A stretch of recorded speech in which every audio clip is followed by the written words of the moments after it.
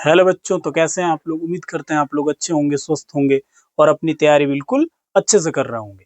तो आज के वीडियो में हम लोग पढ़ने वाले हैं क्लास 10th का एक्सरसाइज 8.2 का क्वेश्चन नंबर 2। तो क्वेश्चन नंबर 2 में कुल 4 प्रश्न दिए गए हैं। क्वेश्चन कहता है कि सही विकल्प चुनिए और अपने विकल्प का औचित्य दीजिए।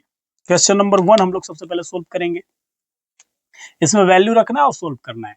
तो दिया गया है 2 tan 30 डिग्री बट्टा 1 प्लस tan स्क्वायर 30 डिग्री। तो 2 इंटू tan 30 डिग्री का वैल्यू कितना होता है 1/√3। तो हम लोग 1/√3 रख लेते हैं। 1 प्लस tan स्क्वायर 30 डिग्री, तो ये 1/√3 का क्या हो जाएगा स्क्वायर हो जाएगा।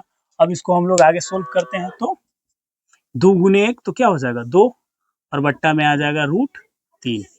इसके बट्टा में 1 प्लस 1/√3 का स्क्वायर करेंगे तो क्या आ जाएगा 1/3 आ जाएगा। और इसको सोल्व करेंगे 2/√3 और नीचे सिंपल क्या है विन का जोड़ है, तो ये एलसीएम आ जाएगा 3 और यहाँ पे आ जाएगा 3 + 1।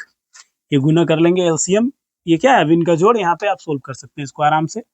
2/√3 और बट्टा में क्या हो जाएगा 3 और 1 4 और 4/3 ये हो गया हमारा 2/√3। और ये पलटेगा तो क्या आ जाएगा नीचे वाला ऊपर आ जाता है, यानी यहाँ आ जाएगा 3 और नीचे हो जाएगा 4। अब यहाँ पे हम लोग काट लेते हैं इसको, तो 2 दूना 4 खत्म। ये रूट से हम लोग 3 को कितना बार में काट सकते हैं √3 बार में काट सकते हैं। नहीं तो आप गुना करके रेशनलाइज भी करेंगे तो आंसर वही आएगा फाइनल।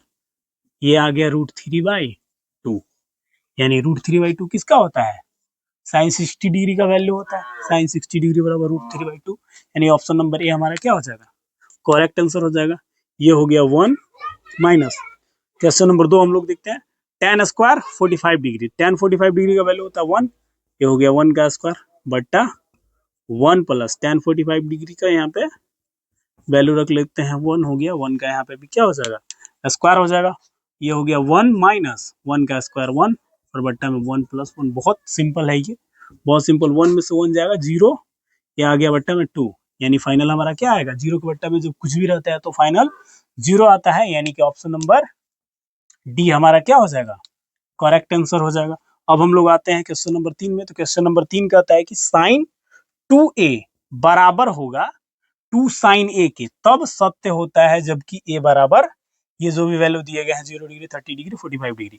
तो इस क्वेश्चन को हम लोग यहाँ पे वैल्यू रख करके इसके बाद सोल्व करेंगे। यहाँ पे 2 से गुना है a में और यहाँ पे 2 sin a में मल्टीप्लाई किया गया है 2 से। तो यहाँ पे a की जगह पे हम लोग सबसे पहले रख लेते हैं क्या चीज, इधर लिखते हैं sin 2a बराबर है 2 sin a के। तो हम लोग a बराबर रखते हैं सबसे पहले 0 डिग्री, a बराबर 0 डिग्री रखते हैं और देखते हैं कि ये दोनों बराबर आता है या नहीं आता है। तो sin 2 इंटू 0 डिग्री बराबर 2 sin a के जगह पे 0 डिग्री वैल्यू रख लिए।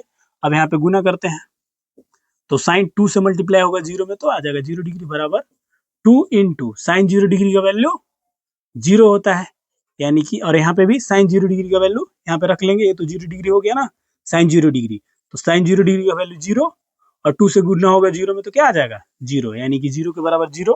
LHS बराबर RHS आ गया, यानी कि a बराबर जब 0 डिग्री होगा तब ये दोनों आपस में क्या होंगे बराबर। तो करेक्ट हमारा हो जाता है ऑप्शन नंबर ए।